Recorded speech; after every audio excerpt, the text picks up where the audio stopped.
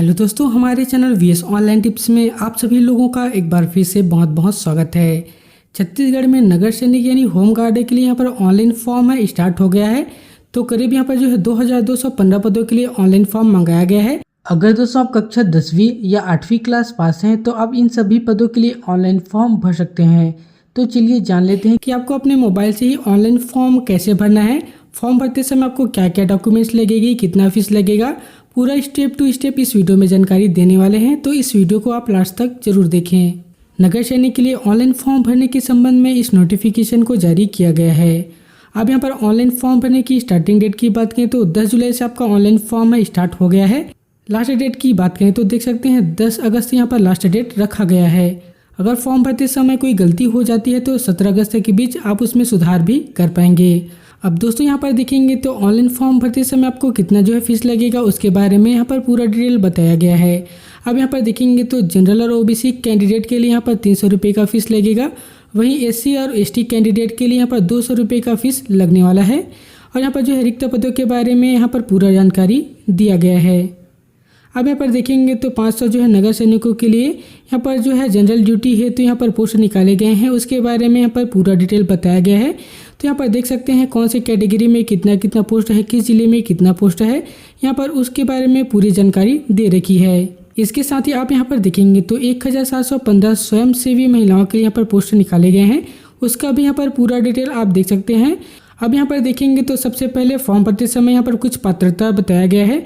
तो दोस्तों आपको अपने ज़िले में ही फॉर्म भरना होगा, क्योंकि यहाँ पर बताया गया है कि उम्मीदवार को संबंधित जिले का मूल निवासी होना चाहिए, यानी कि आप जिस जिले में रहते हैं उसी जिले का आपको फॉर्म भरना होगा। अब यहाँ पर एज लिमिट की बात करें तो देख सकते हैं आपका उम्र जो है 19 वर्ष से अधिक और 40 वर्ष से कम होना चाहिए, तब आप जो है इन सभी पदों के लिए ऑनलाइन फॉर्म भर पाएंगे। इसके साथ ही नक्सल पीड़ित अभ्यर्थियों के लिए यहाँ पर जो है 45 वर्ष रखा गया है। अब यहाँ पर शैक्षणिक योग्यता यानी क्वालिफिकेशन की बात करें तो देख सकते हैं 10+2 यानी कक्षा 10वीं रखा गया है। अगर आप कक्षा 10वीं पास हैं तो इन सभी पदों के लिए ऑनलाइन फॉर्म भर पाएंगे। इसके साथ ही अगर आप जो है एसटी कैंडिडेट हैं तो यहाँ पर आप 8वीं पास हैं तो भी आप इन पदों के लिए ऑनलाइन फॉर्म भर सकते हैं। अब यहाँ पर आप देखेंगे तो शारीरिक अहर्यता के बारे में बताया गया है कि ऊंचाई कितना होना चाहिए, सीना कितना होना चाहिए। आप इस नोटिफिकेशन में पूरा डिटेल देख सकते हैं। इस नोटिफिकेशन को हम अपने टेलीग्राम ग्रुप में दे देंगे, वहां से आप इस नोटिफिकेशन को पूरा रीड आउट कर लेंगे और दोस्तों आपको ऑनलाइन फॉर्म फिल करना होगा। अब चलिए दोस्तों जान लेते हैं कि हमें ऑनलाइन फॉर्म कैसे फिल करना है। छत्तीसगढ़ होम गार्ड के लिए ऑनलाइन फॉर्म भरने के लिए सबसे पहले आप अपने मोबाइल के ब्राउजर को ओपन करेंगे, सर्च बार पर आना है और यहाँ पर जो है फायर NOC लिख के सर्च करेंगे। अब जैसे आप यहाँ पर सर्च करेंगे देख सकते हैं Chhattisgarh fire and emergency service की ऑफिशियल साइट है आपके सामने यहाँ पर ओपन हो जाएगी। आपको यहाँ पर क्लिक करना होगा। अब जैसे ही आप यहाँ पर क्लिक करेंगे तो हमारे सामने वेबसाइट है इस प्रकार से ओपन हो जाएगी। अब दोस्तों आपको थोड़ा सा नीचे आना होगा। अब यहाँ पर देखेंगे तो रिक्रूटमेंट का यहाँ पर एक जो है सेक्शन बना हुआ है। अब दोस्तों आप यहाँ पर देख सकते हैं होम गार्ड भर्ती आवेदन के लिए यहाँ क्लिक करें लिखा हुआ आता है, तो सिंपली आपको यहाँ पर क्लिक करना होगा। अब जैसे आप यहाँ पर क्लिक करेंगे हमारे सामने इस प्रकार से फॉर्म भरने का पेज आ जाता है। अब दोस्तों सबसे पहले हमें जो है रजिस्ट्रेशन करने के लिए कहा जा रहा है। अब रजिस्ट्रेशन करने के लिए यहाँ पर नीचे देखेंगे तो रजिस्टर लिखा हुआ आता है, यहाँ पर क्लिक करेंगे। इसके बाद इस प्रकार से रजिस्ट्रेशन का ऑप्शन ओपन हो जाएगा। सबसे पहले यहाँ पर पर्सनल डिटेल मांगा जाता है, तो यहाँ पर आप अपना पूरा पर्सनल डिटेल डाल देंगे। अब यहाँ पर सबसे पहले पोस्ट के बारे में पूछा जा रहा है। यहाँ पर क्लिक करेंगे तो देख सकते हैं home guard main and women general duty के लिए फॉर्म भर रहे हैं, तो यहाँ पर क्लिक करेंगे। अगर दोस्तों आप केवल होम गार्ड वुमेन के लिए यहाँ पर जो है हॉस्टल ड्यूटी के लिए फॉर्म भर रहे हैं तो यहाँ पर आप क्लिक कर देंगे। अगर दोस्तों आप मेल कैंडिडेट हैं तो आप केवल जनरल ड्यूटी के लिए ही फॉर्म भर सकते हैं। वहीं अगर आप फीमेल कैंडिडेट हैं तो आप दोनों में अप्लाई कर पाएंगे। इसके बाद दोस्तों यहाँ पर नाम के पहले आपको टाइटल सेलेक्ट करना पड़ेगा। यहाँ पर क्लिक करेंगे तो देख सकते हैं मिस्टर या मिसेस जो भी है आपके नाम का टाइटल है उसको आपको यहाँ पर सिलेक्ट कर लेना होगा। इसके बाद फुल नेम लिखा हुआ आता है, तो यहाँ पर आप अपना पूरा नाम लिख देंगे। नीचे आपके पिता या पति का नाम मांगा जा रहा है, तो यहाँ पर आप अपने पिता या पति का नाम लिखेंगे। इसके बाद दोस्तों नीचे आपसे डेट ऑफ बर्थ मांगा जाता है। अब इस कैलेंडर पर क्लिक करेंगे तो हमारे सामने इस प्रकार से कैलेंडर ओपन हो जाता है।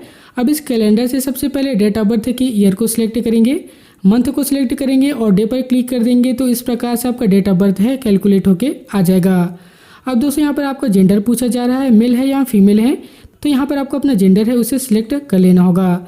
नीचे आपसे कैटेगरी पूछी जा रही है, यहाँ पर क्लिक करेंगे तो देख सकते हैं जनरल, SC, ST, OBC जो भी आपकी कैटेगरी होगी यहाँ से आपको अपना कैटेगरी उसे सिलेक्ट कर लेना होगा। अब दोस्तों नीचे मोबाइल नंबर मांगा जा रहा है तो यहाँ पर आप अपना मोबाइल नंबर डाल देंगे। दोबारा आपसे मोबाइल नंबर कंफर्म करने के लिए कहा जाता है तो यहाँ पर दोबारा मोबाइल नंबर को कंफर्म कर लेंगे। इसके बाद नीचे आपसे ईमेल आईडी मांगी जाती है तो यहाँ पर आप अपना ईमेल आईडी डालेंगे। नीचे दोबारा आपको ईमेल आईडी डाल के कंफर्म कर लेना होगा। अब इसके बाद इस पेज में नीचे आएंगे तो देख सकते हैं यहाँ पर एड्रेस यानी पता का पूरा डिटेल मांगा जाता है। अब यहाँ पर पता में देखेंगे तो सबसे पहले यहाँ पर जो है पता पंक्ति 1 लिखा हुआ आता है तो यहाँ पर आप अपना जो है होम नंबर या आसपास के एरिया का नाम लिखेंगे। इसके बाद यहाँ पर एड्रेस लाइन 2 पर भी आप जो है आसपास के एरिया का नाम लिख देंगे। विलेज या टाउन लिखा हुआ आता है तो यहाँ पर आप अपना गाँव या जो है शहर का नाम लिखेंगे। पोस्ट ऑफिस यहाँ पर आपको कौन सा पोस्ट ऑफिस आता है उसका नाम यहाँ पर लिखेंगे। इसके बाद पुलिस स्टेशन कौन सा आता है उसका यहाँ पर जो है आपको डिटेल देना होगा। इसके बाद यहाँ से स्टेट देख सकते हैं छत्तीसगढ़ ऑटोमेटिक सिलेक्टेड हुआ आ जाएगा और नीचे यहाँ पर जिला पूछा जा रहा है तो यहाँ से क्लिक करके आप अपना जिला को यहाँ पर सिलेक्ट कर लेंगे। इसके बाद नीचे पिन कोड मांगा जाता है तो यहाँ पर आप अपना पिन कोड डाल देंगे। अब दोस्तों यहाँ पर देखेंगे तो स्थायी पता मांगा जाता है। अगर आपका वर्तमान पता और स्थायी पता दोनों सेम है तो यहाँ पर आपको हाँ पर क्लिक करना होगा। अगर आपका वर्तमान पता और स्थायी पता दोनों अलग है तो यहाँ पर आप अपना स्थायी पता फिल करेंगे। अब जैसे यहाँ पर हाँ पर क्लिक करेंगे यहाँ पर पता है ऑटोमेटिक फिल होके आ जाता है। तो यहाँ पर देखेंगे तो अदर इन्फॉर्मेशन मांगा जाता है। सबसे पहले यहाँ पर पहचान चिन्ह मांगा जा रहा है तो जो भी आपका पहचान चिन्ह होगा, आपके चेहरे पर कुछ निशान होगा, हाथ में कट होगा, उसको यहाँ पर लिख देना है। इसके बाद पूछा जा रहा है कि क्या आप नक्सल प्रभावित एरिया से आते हैं। तो अगर आप नक्सल प्रभावित एरिया से आते होंगे तो यस पर क्लिक करेंगे, नहीं आते होंगे तो यहाँ पर आपको नहीं पर क्लिक करना होगा। इसके बाद दोस्तों यहाँ पर रोजगार कार्यालय में पंजीयन होना चाहिए। यहाँ पर रोजगार कार्यालय का यहाँ पर जो है पूरा डिटेल मांगा जाता है। सबसे पहले दोस्तों रोजगार कार्यालय में अगर आपने पंजीयन नहीं कराया है तो आप घर बैठे ही मोबाइल से रोजगार कार्यालय का पंजीयन करा सकते हैं। आपको कहीं भी ऑफिस जाने की जरूरत नहीं है। इस बारे में हमने पूरा डिटेल वीडियो बना रखा है। वीडियो को यहाँ पर आई बटन पर क्लिक करके देख सकते हैं या जो है वीडियो के डिस्क्रिप्शन पे दे देंगे। वहाँ से वीडियो देखकर सबसे पहले आप अपना जो है रोजगार कार्यालय का पंजीयन कर लेंगे। रोजगार कार्यालय का पंजीयन हो जाने के बाद यहाँ पर देखेंगे तो रजिस्ट्रेशन नंबर मांगा जाता है तो यहाँ पर आप अपना रोजगार कार्यालय का जो पंजीयन नंबर है उसे डाल देंगे। अब यहाँ पर देखेंगे तो जारी करने की तिथि मांगा जाता है तो कौन से डेट पर आपका रोजगार कार्यालय का पंजीयन हुआ होगा उसे यहाँ पर आपको सिलेक्ट करना होगा।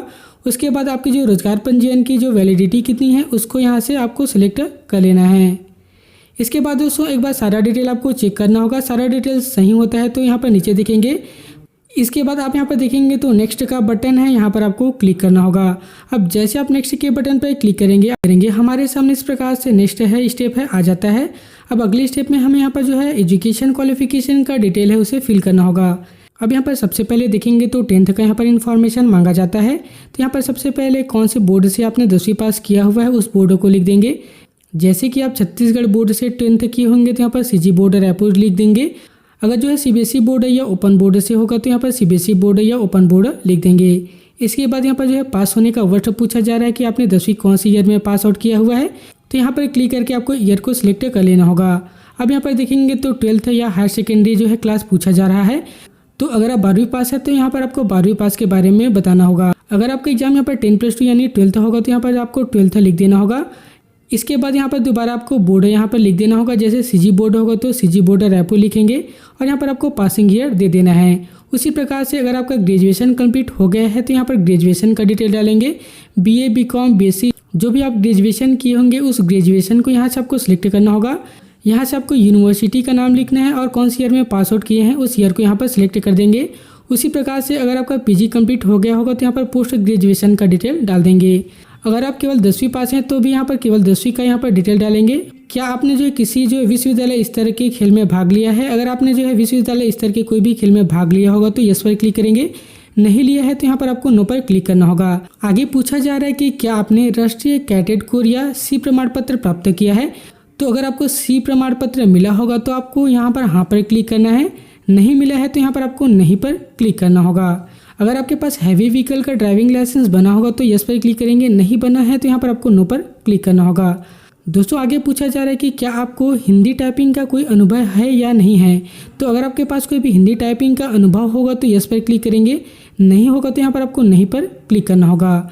अब यहाँ पर नीचे देखेंगे तो डिक्लेरेशन है। इस डिक्लेरेशन में देखेंगे तो सबसे पहले पूछा जा रहा है कि क्या आपको कभी गिरफ्तार किया गया है। तो अगर आप कभी गिरफ्तार हुए होंगे तो हाँ पर क्लिक करेंगे। नहीं हुए हैं तो यहाँ पर नो पर आपको क्लिक करना होगा। अब आगे पूछा जा रहा है कि क्या आप जो है न्यायालयिक विश्वविद्यालय या शैक्षिक जो है प्राधिकरण में कोई लंबित मामला है। तो दोस्तों अगर आपका कोई भी मामला लंबित होगा तो यहाँ पर आपको हाँ पर क्लिक करना है, नहीं है तो यहाँ पर आपको नहीं पर क्लिक करेंगे। इसके बाद यहाँ पर देखेंगे तो बगल में प्रोसीड का बटन है, यहाँ पर आपको क्लिक करना होगा। अब जैसे ही आप यहाँ पर क्लिक करेंगे तो जो भी आपने इन्फॉर्मेशन दिया है सारा इन्फॉर्मेशन यहाँ पर आ जाता है। आपको सारा डिटेल अच्छे से चेक कर लेना होगा। अब यहाँ पर देख सकते हैं यहाँ पर एक जो बॉक्स है यहाँ पर आपको टिक मार्क करना होगा। बगल में जो कैप्चा कोड है इसको आपको फिल करना है और सबमिट के बटन पर क्लिक करेंगे। अब जैसे आप सबमिट के बटन पर क्लिक करेंगे देख सकते हैं आपको यहाँ पर रजिस्ट्रेशन नंबर मिल जाएगा। अब दोस्तों आप यहाँ पर देखेंगे तो अगले स्टेप में हमें यहाँ पर डॉक्यूमेंट अपलोड करने के लिए कहा जा रहा है। तो यहाँ पर पूरा डिटेल आप चेक कर सकते हैं। दोबारा आपको नीचे आना होगा और दस्तावेज अपलोड करें लिखा हुआ आता है, यहाँ पर क्लिक करेंगे। अब यहाँ पर डॉक्यूमेंट में सबसे पहले यहाँ पर आपको फोटोग्राफ्स है उसे अपलोड करना है। अब यहाँ पर देख सकते हैं आपकी जो फोटोग्राफ्स है 6 महीने से अधिक पुरानी नहीं होनी चाहिए। साथ ही दोस्तों आपका जो फोटो है स्पष्ट होना चाहिए, ब्लर नहीं होना चाहिए। इसके साथ ही यहाँ पर जेपीजी और पीएनजी फाइल में होना चाहिए। और यहाँ पर साइज़ की बात करें तो 500 KB से आपका जो फोटोग्राफ की साइज़ है वह कम होनी चाहिए।